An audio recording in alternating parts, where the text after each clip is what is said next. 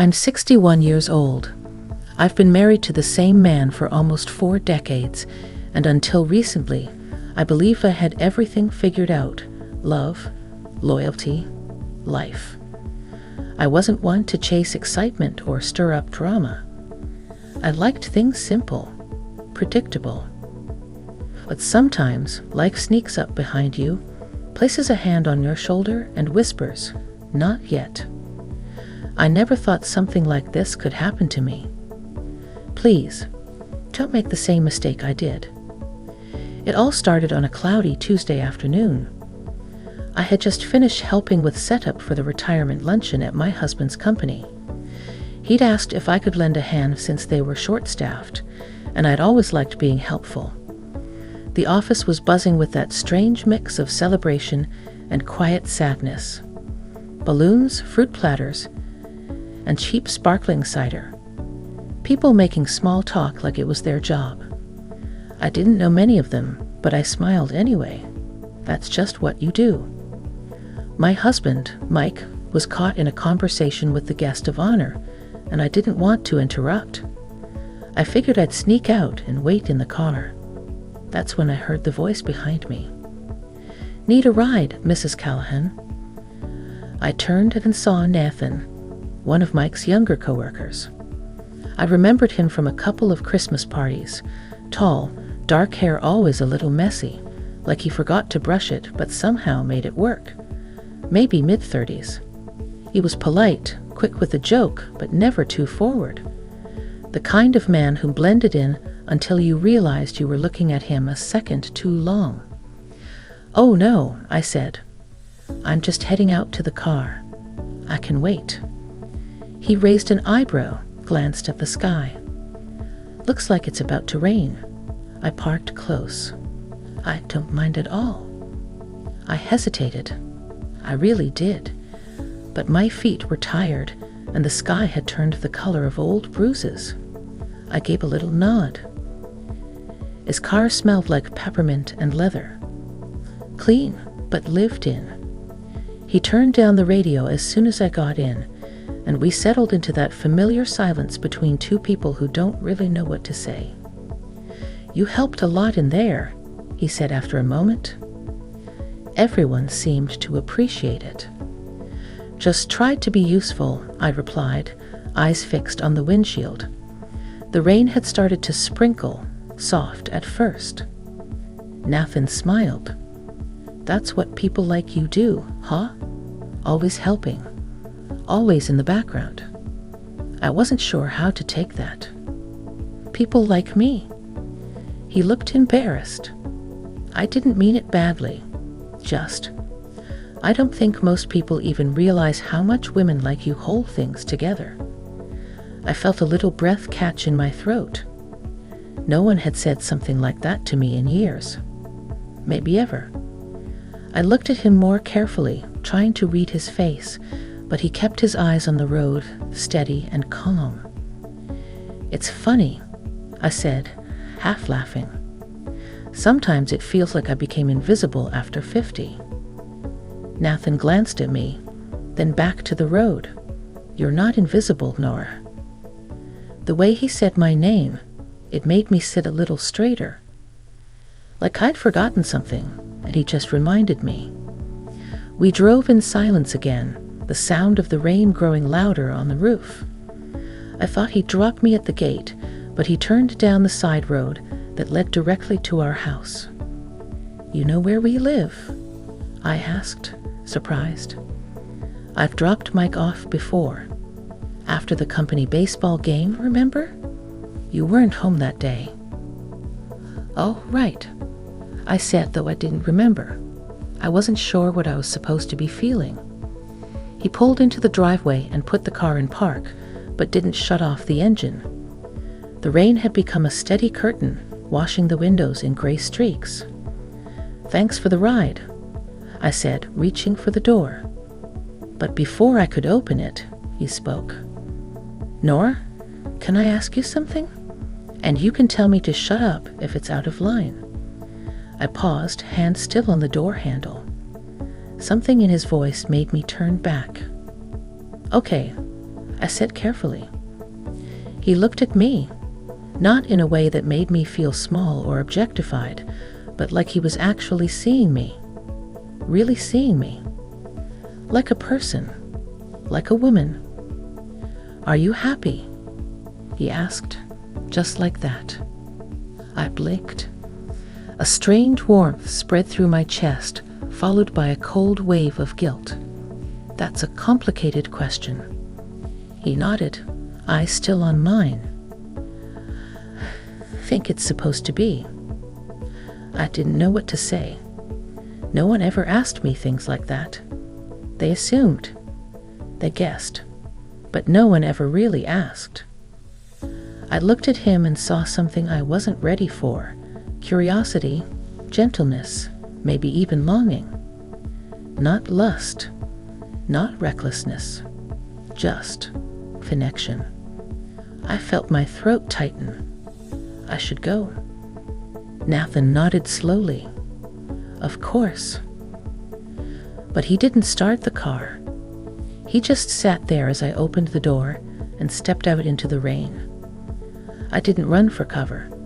I didn't even hurry. I let the water soak through my blouse and hair and down my spine. It felt cold and clean and confusing.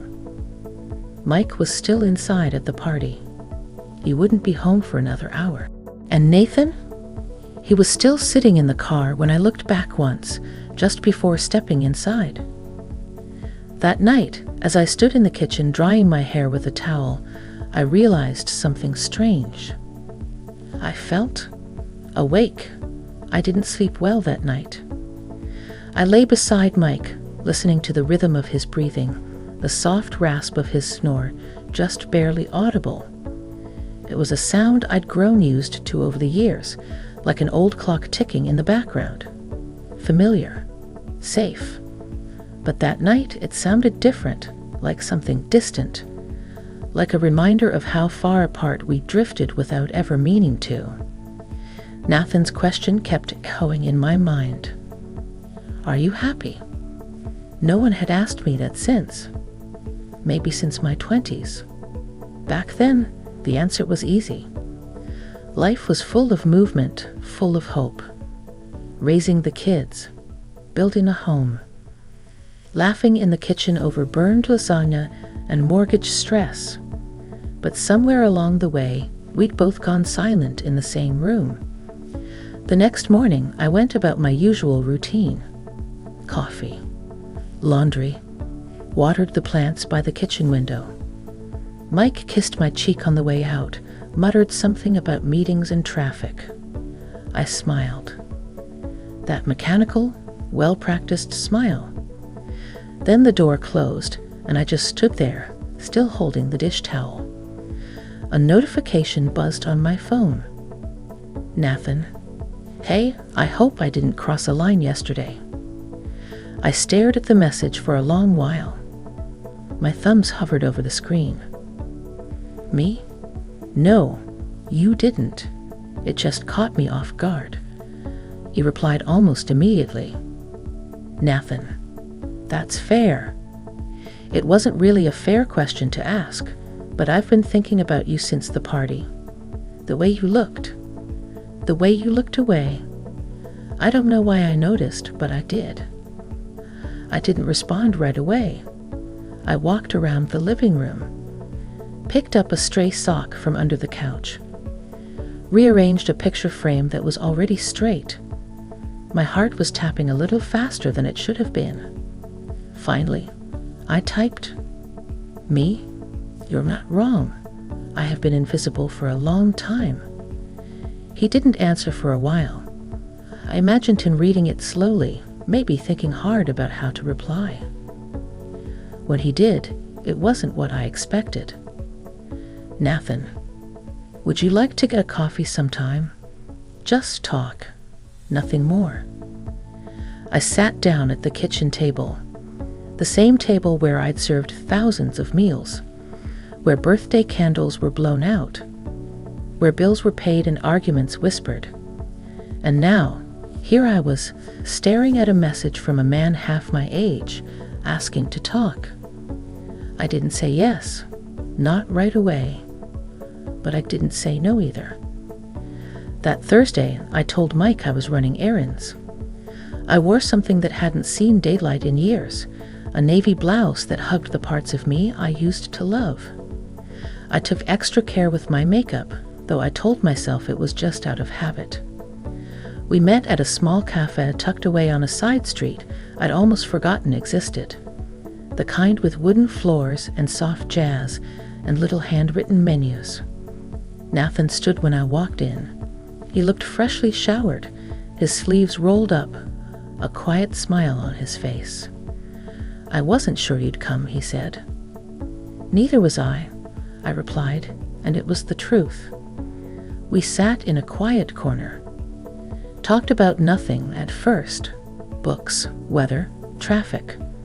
But then the conversation deepened without warning, like stepping from a shallow pool into open sea. He told me about his parents' divorce, about how he watched his mother disappear into the role of ex-wife and never quite return to herself, how she taught him to notice when women get quiet in their own homes. I told him about my kids, how I missed when they were little, how I sometimes resented their freedom, how I loved Mike, but sometimes I wasn't sure I still knew him. The coffee got cold, and yet we stayed. At one point, I reached for my cup, and our fingers brushed. I froze. So did he. That spark, tiny but undeniable, flashed between us. I pulled my hand back. "I'm not looking for anything reckless," I said. He nodded. "Neither am I." I wanted to believe that. I wanted to believe we could keep whatever this was safe, contained. But something had already shifted. The air between us wasn't innocent anymore. When we finally stood to leave, he touched my elbow gently. "Thank you for saying yes," he said. I drove home with the windows cracked, letting the wind tangle my hair. And as I pulled into the driveway, I caught myself smiling. Not because of what had happened, but because of what might. The days that followed were quiet on the outside, but noisy inside my head. Mike didn't notice anything different. Or if he did, he didn't say a word. We still had dinner at 7, still watched our shows in the evening. But I kept thinking about that moment in the cafe, Nathan's hand brushing mine, the way his eyes stayed with me when he spoke. Not flirtatious, not dramatic, just present. Like he saw me as someone worth listening to. It scared me how much that meant. I tried to shake it off, tried baking, gardening, anything to fill the hours. But late at night, when the house got still, and I sat alone in the den with only the lamp on, I found myself replaying our conversations. Not the words, really. The feeling of them. Like I'd stepped through a door I didn't know was there. The next time Nathan texted me, I didn't hesitate. "Nathan, I found this spot by the lake. Quiet, peaceful. Want to go for a walk?" Me? What time? It was a Sunday afternoon, the kind of day that felt like it could go either way, lazy or heavy. I wore a sweater and jeans, comfortable, not intentional. At least, that's what I told myself. He was already there when I pulled up, leaning against the hood of his car, hands in his pockets. The wind was light, the sky that pale blue-gray that makes everything feel softer. We walked in silence at first. Birds chirped in the distance. Leaves crunched underfoot. The path curved along the edge of the water, and I could smell pine and something sweet in the breeze. "Do you ever wonder," he said, "what your life would look like if you'd made just one different decision?" I looked at him. Which one? Any of them. A missed opportunity. A conversation you never had. I stopped walking. "Why are you asking me this?" He turned to face me. Because I see you thinking about it. Every time we talk. My throat felt tight. Not from anger. From something deeper. A mix of grief and longing. I didn't come here to do anything wrong, I whispered. I don't want to betray anyone. You haven't, he said gently. Not yet. The wind picked up a little. A loose strand of my hair blew across my face, and before I could fix it, he reached out and tucked it behind my ear. It was such a simple gesture. And yet my body responded like it had been waiting to be touched for years. I stepped back. I'm married, I said, almost to remind myself. I know. You're young. I'm not that young, he replied, a sad smile tugging at his lips. And you're not old. You're more alive than anyone I know. I didn't know what to do with that. We sat on a bench overlooking the lake. The sun had started to dip, casting gold over the water. Why me? I finally asked. Nathan leaned forward, elbows on his knees. Because you carry silence like it's something you earned. Because you laugh with your eyes before your mouth. Because the first time I saw you, you looked like you were holding the world together with thread and a tired smile. I closed my eyes. No one had ever said anything like that to me. Not in a lifetime. We didn't kiss. We didn't even touch again. But something unspoken passed between us on that bench, something irreversible. When I got home that night, Mike was watching a game, a beaver in his hand. He barely glanced up. Hey babe, everything okay? Yeah, I said quietly. Just needed some fresh air. He nodded, eyes already back on the screen. And I stood there in the doorway for a long time, wondering how love could fade so gently you didn't even realize it was gone. Until someone came along and made you feel it again. The following week felt like standing on the edge of something I couldn't name. I moved through my routines, laundry, phone calls with the kids, cooking dinner, like always. But my mind kept drifting back to that bench by the lake, to the quiet between Nathan and me that had somehow said more than words ever could. We hadn't made plans to see each other again, but I felt him everywhere. In the breeze on my morning walks, in the ache I didn't know I'd been carrying for years. I started noticing things about Mike. The way he chewed his food with his eyes fixed on the TV. The way he never asked how my day had been. And the way I'd stopped expecting him to. It wasn't anger I felt. It was distance. Quiet, polite distance built over time. Layer upon layer of unspoken things. 3 days later, I ran into Nathan at the grocery store. Of all places. I was in the produce aisle, checking a tomato for ripeness, when I heard his voice behind me. Still the best eyes in the room. I turned too quickly, heart pounding like I'd been caught doing something wrong. But he wasn't grinning or teasing, just watching me gently, waiting. Nathan, I breathed. You scared me. Didn't mean to. He looked down at the basket in his hand. Wasn't sure I'd see you again. I hesitated. I wasn't sure either. There was a pause. The store hummed around us, shopping carts rolling, soft music playing, an old woman asking where the eggs were. He cleared his throat. I think about you. I felt the words like a pressure on my chest. I know this isn't sustainable, I said. This thing between us, it can't go where it wants to go. I know, he said quietly, but that doesn't mean it wasn't real. We stood there for a long moment,